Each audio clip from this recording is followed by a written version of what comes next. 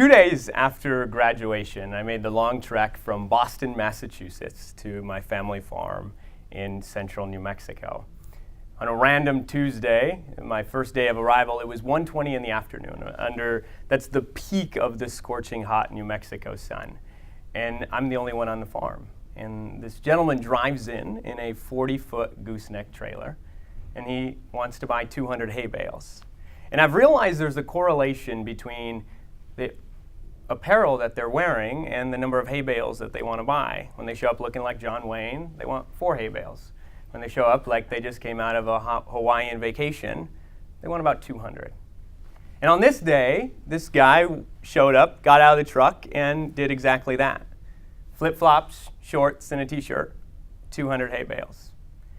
And by the looks of his attire, it was clear that I wasn't going to be getting any help. And so as I bent down and as I grabbed each hay bale and chucked them onto the trailer, 200 of them, I finished the load, and the gentleman drove off.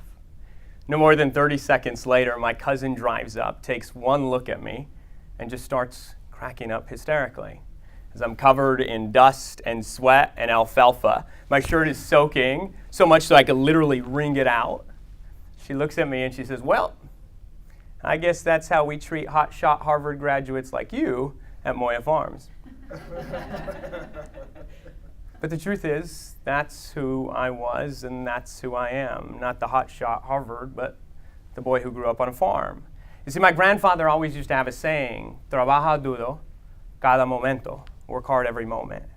He had this belief that it didn't matter how smart you are, it doesn't matter how talented you are, it's about whether or not you're willing to get your hands dirty, your fingernails greasy, and put in the work.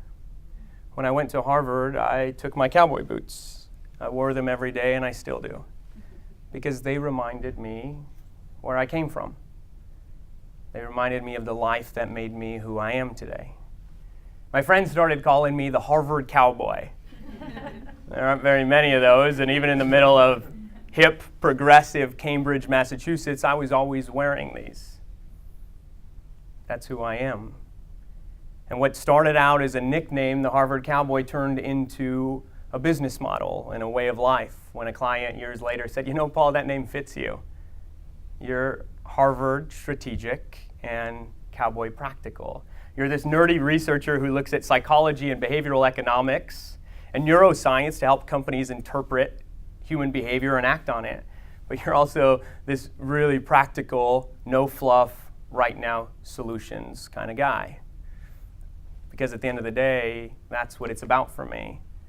It's about creating an impact. It's about getting my hands dirty, my fingernails greasy, and doing whatever I have to do to leave my own mark in the world, even if that means loading a few hay bales in the process.